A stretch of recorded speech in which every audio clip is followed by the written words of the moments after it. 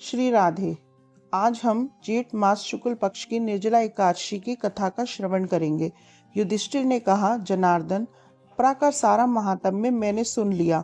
अब जेठ के शुक्ल पक्ष में जो एकादशी हो उसका वर्णन कीजिए। भगवान श्री कृष्ण बोले, राजन, इसका वर्णन परम धर्मात्मा सत्यवती नंदन व्यास जी करेंगे, क्योंकि ये संपूर्ण शास्त्रों के तत्वज्ञ और वेद वेदांकों के पारंगत विद्वान हैं। तब व्यास जी कहने लगे, दोनों ही पक्षों की एकादशियों को भोजन ना करें।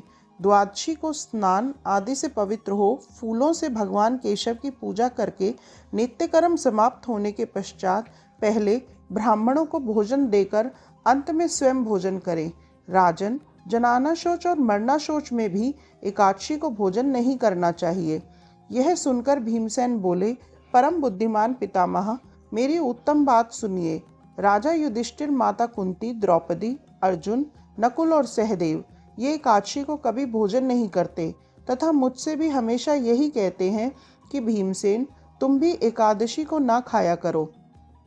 किंतु मैं इन लोगों से यही कह दिया करता हूँ कि मुझसे भूख नहीं सही जाएगी। भीमसेन की बात सुनकर व्यास जी ने कहा, यदि तुम्हें स्वर्गलोक की प्राप्ति अभिष्ट है और नरक को दूषित समझते हो तो दोनों पक्षों की एकादशी को भोजन ना करना। भीमसेन बोले, महाबुद्धिमान पितामह, मैं आपके सामने सच्ची बात कहता हूँ। एक बार भोजन करके भी मुझसे व्रत नहीं किया जा सकता, फिर उपवास करके तो मैं रह ही कैसे सकता हूँ। मेरे उदर में वृक नामक अग्नि सदा प्रज्वलित रहती है, अतः जब मैं बहुत अधिक खाता हूँ तभी यह शांत होती है।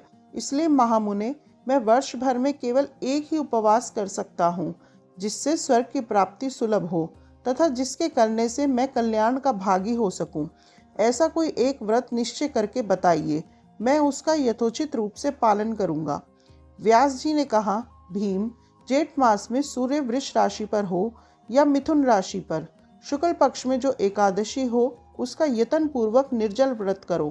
केवल कुल्ला या आचमन करने के लिए मुख में जल डाल सकते हो, उसको छोड़कर और किसी प्रकार का जल विद्वान पुरुष मुख में ना डाले, अन्यथा व्रत भंग हो जाता है। एकादशी को सूर्य उदय से लेकर दूसरे दिन के सूर्य उदय तक मनुष्य जल का त्याग करे तो यह व्रत पूर्ण होता है। तदंतर द्वादशी को निर्मल प्रभात काल में स्नान करके ब्राह्मणों को विधि पूर्वक जल और स्वर्ण का दान करें। इस प्रकार सब कार्य पूरा करके जितेंद्रिय पुरुष ब्राह्मणों के साथ भोजन करें। वर्ष भर में जितनी एकादशियां होती हैं उन सबका फल निर्जला एकादशी के सेवन से मनुष्य प्राप्त कर लेता है, इसमें तनिक भी संदेह नहीं है। शंख, चक्र और गदा धारण करने वाले भगवान केशव ने मुझसे कहा था कि यदि मानव सबको छोड़कर एकमात्र मेरी शरण में आ जाए और एकादशी को निराहार रहे तो वह सब पापों से छूट जाता है। एकादशी व्रत करने वाले पुरुष के पास विशालकाय, विकराल आकृति और काले रंग वाले दंड पाशधारी भयंकर यमदूत नहीं जाते। अंत काल में पीताम्बरधारी, सौम्य स्वभाव वाले, हाथ में सुदर्शन धारण करने वाले और मन के समान वेगशाली विष्णुदूत आकर इस वैष्णव पुरुष को भगवान विष्णु के धाम में ले जाते हैं। अतः निर्जला एकादशी को पूर्ण यत्न करके उपवास करना चाहिए। तुम भी सब पापों की शांति के लिए यत्न के साथ उपवास और श्री हरि का पूजन करो। स्त्री हो या पुरुष, यदि उसने मेरु पर्वत के बराबर भी महान पाप किया हो तो वह सब एकादशी के प्रभाव से भस्म हो जाता है। जो मनुष्य उस दिन जल के नियम का पालन करता है वह पुण्य का भागी होता है। उसे एक एक पहर की कोटि कोटि स्वर्ण मुद्रा दान करने का फल प्राप्त होता सुना गया है। मनुष्य निर्जला एकादशी के दिन स्नान, दान, जप, होम आदि जो कुछ भी करता है वह सब अक्षय हो जाता है। यह भगवान श्री कृष्ण का कथन है। निर्जला एकादशी को विधि पूर्वक उत्तम रीति से उपवास करके मानव वैष्णव पद को प्राप्त कर लेता है।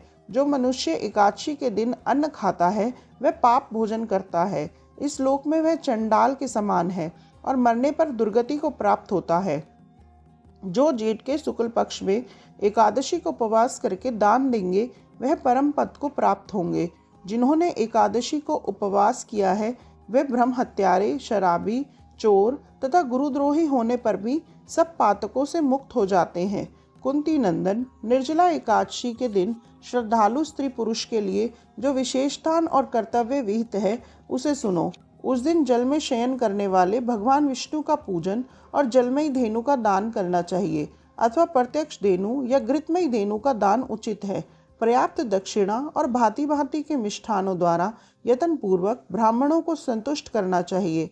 ऐसा करने से ब्राह्मण अवश्य संतुष्ट होते हैं और उनके संतुष्ट होने पर श्री हरि मोक्ष प्रदान करते हैं। जिन्होंने शम दम और दान में प्रवृत्त होकर श्री हरि की पूजा और रात्रि में जागरण करते हुए इस निर्जला एकादशी का व्रत किया है, उन्होंने अपने साथ ही बीती हुई 100 पीढ़ियों को और आने वाली 100 पीढ़ियों को भगवान वासुदेव के परम धाम में पहुंचा दिया है।